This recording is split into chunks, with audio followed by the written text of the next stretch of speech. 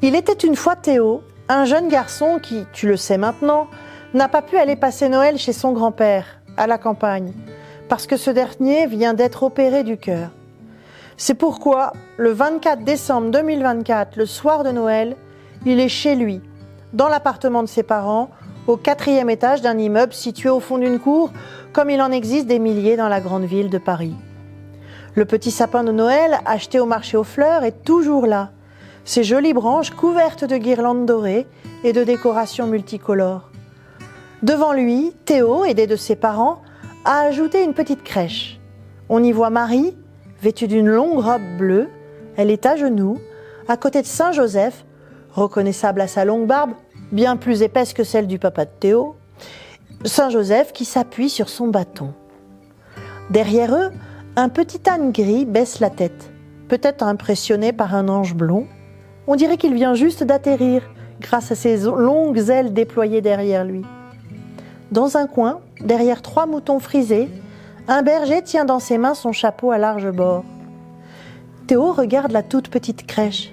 « Viens voir, maman, on dirait que le berger attend quelque chose, tu ne trouves pas ?» Maman, qui vient de mettre une belle robe en prévision du réveillon, se penche vers les petits santons. « Oui, il attend sans doute l'enfant Jésus, pose-le devant Marie.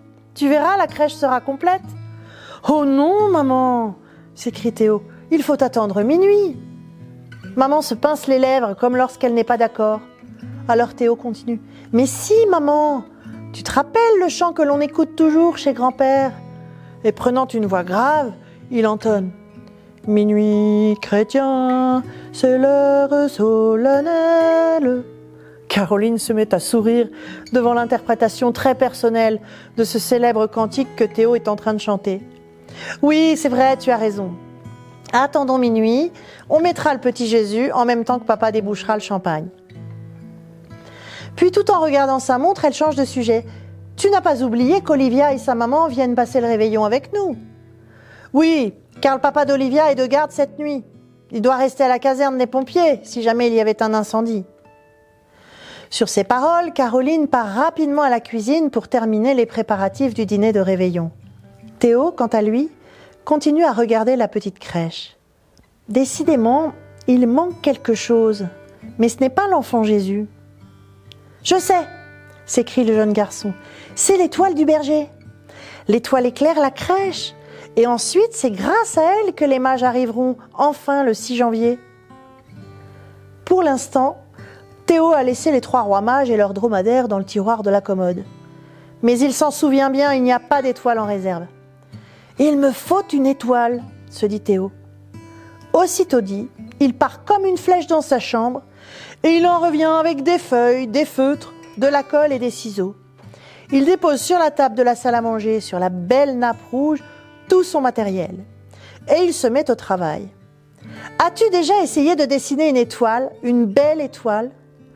Tu sais à quel point c'est difficile pour que toutes ces branches soient de la même taille et qu'elles s'étalent de façon bien régulière. »« Théo, demande un peu plus tard maman, comme papa n'est pas encore rentré, je vais ouvrir les huîtres.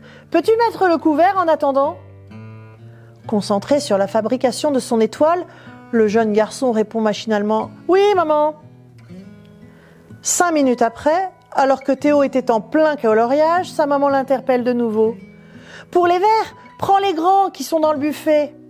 À côté, tu trouveras des serviettes en papier argenté.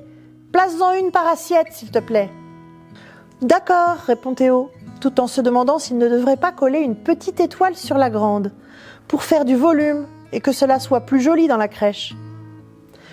Pendant les minutes qui suivent, d'étranges bruits s'élèvent de l'appartement du 4e étage, de l'immeuble situé au fond d'une cour comme il en existe des milliers dans la grande ville de Paris. Ce sont des bruits de papier froissé et de ciseaux, mélangés à des coquilles d'huîtres qui tombent au fond de l'évier en inox. Théo et Caroline terminent leur dur travail en même temps. Le jeune garçon tient fièrement dans sa main une étoile à 7 branches, ou plutôt 3 étoiles coloriées dans un dégradé de jaune doré et collées entre elles par le centre. « Magnifique !» s'écrie Théo fier de lui. « Magnifique !» lui répond en écho Caroline. « Mais qu'est-ce que tu as fait ? Il y a des morceaux de papier partout, tu as du feutre plein les mains et le couvert n'est pas mis. » Maman est en colère comme rarement. Effectivement, il y a des bouts de papier répandus sur toute la longueur de la table et la boîte de feutre s'est renversée en partie par terre. Et c'est à cet instant que la sonnette de la porte d'entrée retentit. Théo se tourne vers Caroline, il voit son visage se décomposer d'un seul coup et dans un souffle, elle murmure « C'est Sophie !» Et jetant un dernier coup d'œil sur les papiers éparpillés, elle ajoute d'un ton désespéré « Elle dont l'appartement est toujours impeccable !» Ensemble, la mère et le fils ramassent tout ce qu'ils peuvent, le plus vite possible, et le mettent dans un des tiroirs du buffet, à côté des rois mages et du dromadaire. De l'autre côté de la porte, les visiteurs s'impatientent.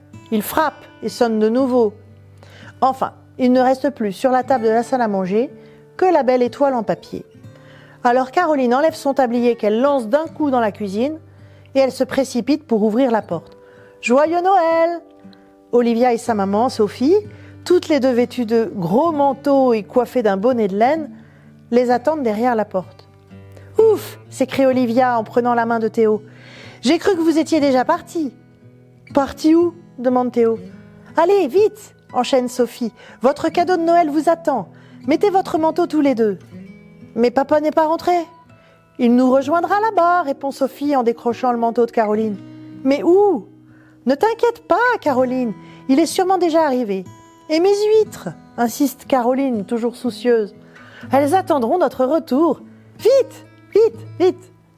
Tout en riant, Sophie et Olivia poussent Théo et sa maman dans l'escalier, puis dans leur voiture, qui attend au pied de l'immeuble toute lumière clignotante.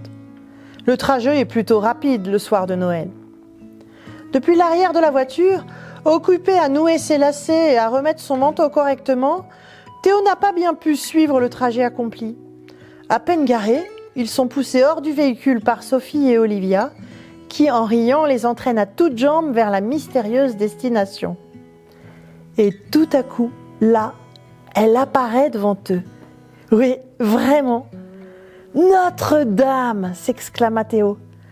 Il a même l'impression que là-haut, sur sa tour, la chimère ne tire plus la langue. Et bien au contraire, elle lui fait un petit signe de bienvenue. Et Caroline de s'exclamer. « Pour une surprise ! Qu'est-ce que l'on fait ici ?» s'étonne Caroline. « Venez, vous êtes attendus. »« À cette heure ?» Mais déjà, Sophie les pousse, non pas vers le portail de droite, là où une foule recueillie fait la queue, mais à gauche, vers le portail Sainte-Anne. Un pompier, c'est Éric, le papa d'Olivia, se tient là, et en les voyant, il leur dit « 3e rangée en partant du chœur, sur votre droite, face à Notre-Dame du Pilier. Dépêchez-vous, la messe va commencer. » Et alors que le petit groupe remonte la longue nef derrière eux, quelqu'un se met à jouer de l'orgue.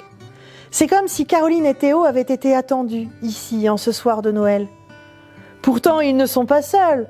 Les rangées de chaises sont toutes occupées par des gens de tous âges et de tous horizons.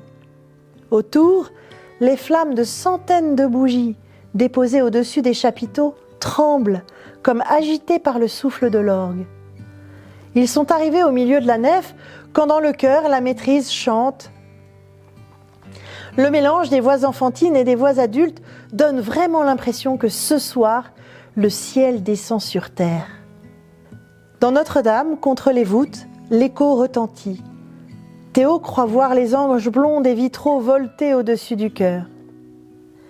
Mais bientôt, Théo et sa maman oublient les chants joyeux, les bougies lumineuses, les anges et la fatigue de l'heure tardive. « Grand-père » Encore quelques mètres à parcourir, alors que l'orgue improvise sur les notes brillantes du Gloria. Théo n'ose y croire.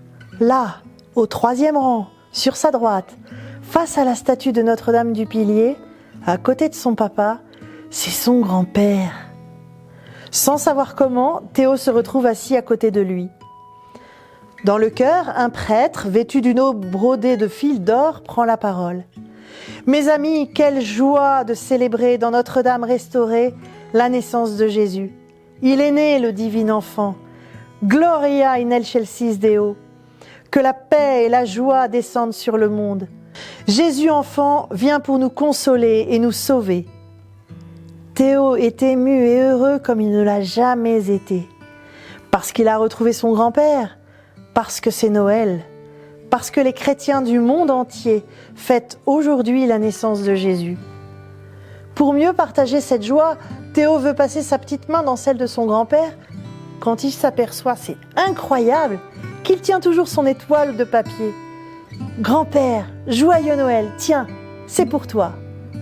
C'est un grand-père un peu amaigri, mais souriant et les yeux pétillants qui lui répond « Oh, une belle étoile du berger! Joyeux Noël, mon Théo !»« Mais comment es-tu venu jusqu'ici ?» demande Théo. « C'est ton papa qui est venu me chercher, mais cela a été compliqué, on t'expliquera, après la messe de minuit. » Fin.